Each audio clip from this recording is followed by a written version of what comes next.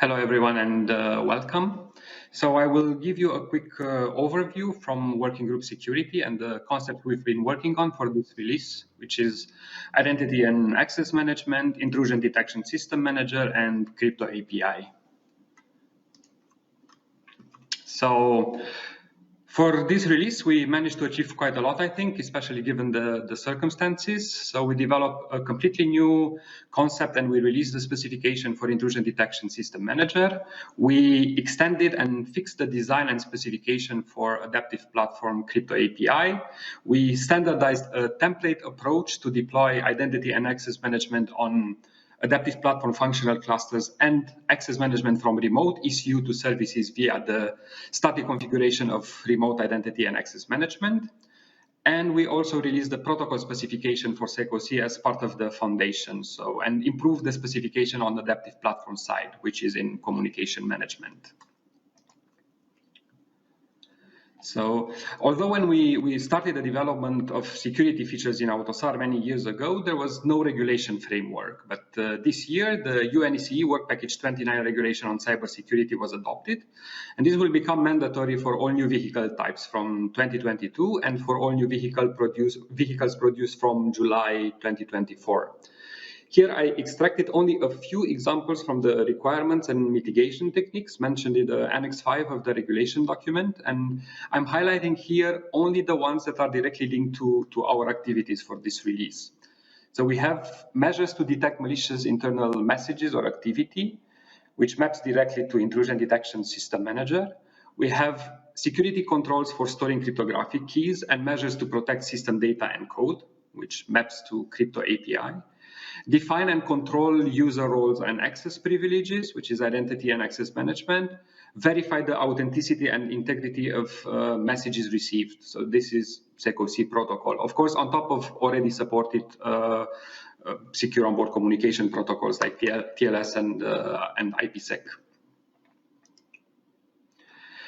So IAM uses the principle of least privilege, and the goal is to limit the potential damage caused by a compromised application or remote ECU.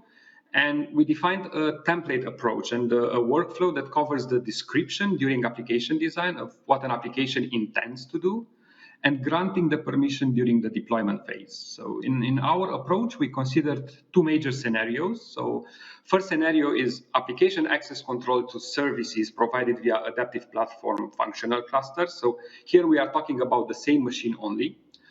And with our standardized approach, we can deploy access control to services provided by any functional clusters. And in this release, we deployed IAM for platform health management functional cluster. The second scenario is access to service-oriented communication, where not only local machine is involved, but you can also have applications on another ECU that can access methods over some IP communication. And in this case, we distinguish between local applications, where we want to limit which services local application can access, or remote ECU, where we want to restrict which locally provided services can be accessed by a remote ECU. Of course, we also have some assumptions. For local ECU, additional security measures must be considered, example like proper isolation or secure boot. Some of these requirements we previously released, and we also have requirements on trusted platform. For remote ECU, we need to rely on secure communication channels like TLS and IPsec between the ECUs, which is already supported by both adaptive platform and classic platform as well.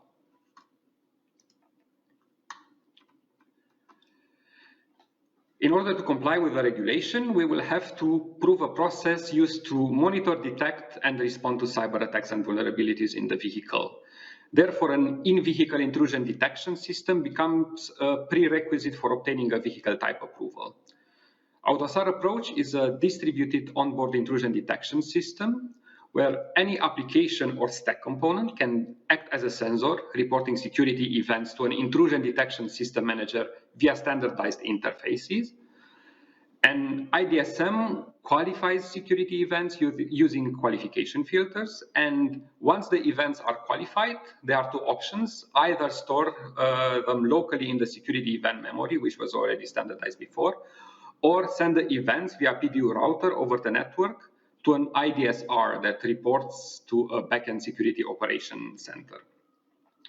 So the benefits of AUTOSAR IDSM is that you get standardized interfaces to report security events, you have qualification filters, you have standardized protocol to transmit qualified security events over the network, so you don't really have to worry about the interoperability between different ECUs. And so far, we already standardized some security events for some selected basic software components like Key Manager or Diagnostic or SecOC, and we have a security event extract template. But of course, we plan to extend the security events list in the following release. Last topic is Crypto API, which is a key security control to achieve authenticity, integrity, and confidentiality of any data. But first, I would like to explain what was our motivation for an adaptive platform AUTOSAR specification. So AUTOSAR goals are to have a decoupling of hardware and software, and we want to be able to develop application independent of lower basic software stacks, so kind of horizontal layers, and to reduce development time and cost. And we want to be able to reuse software components.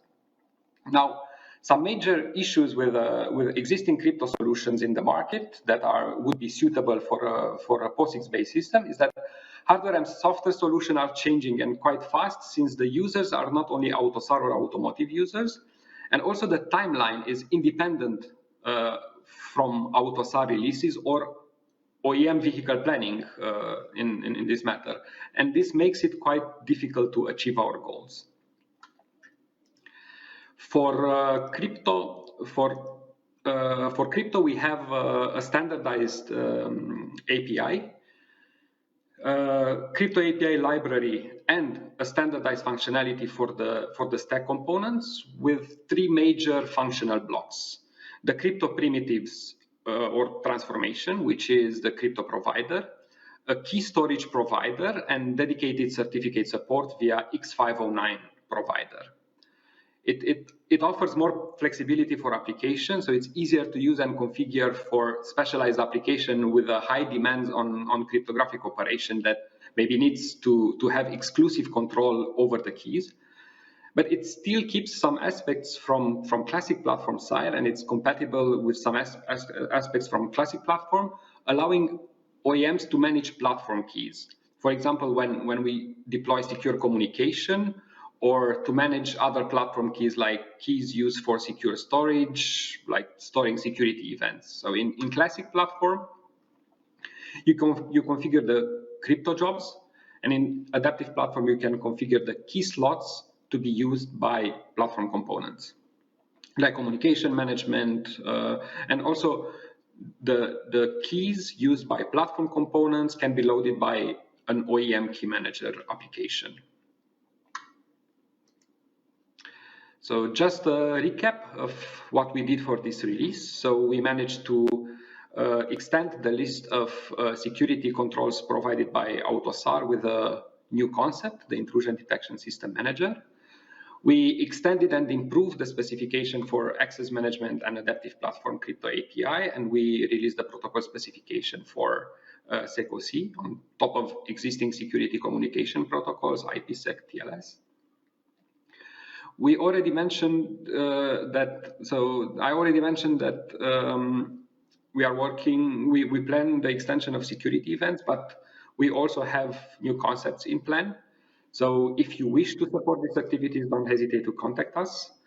And if you have any questions on the presentation, please ask them on Slido. And later on, we also have a networking virtual room. So please don't hesitate to contact us. So thank you very much. And I will now hand over to Jennifer.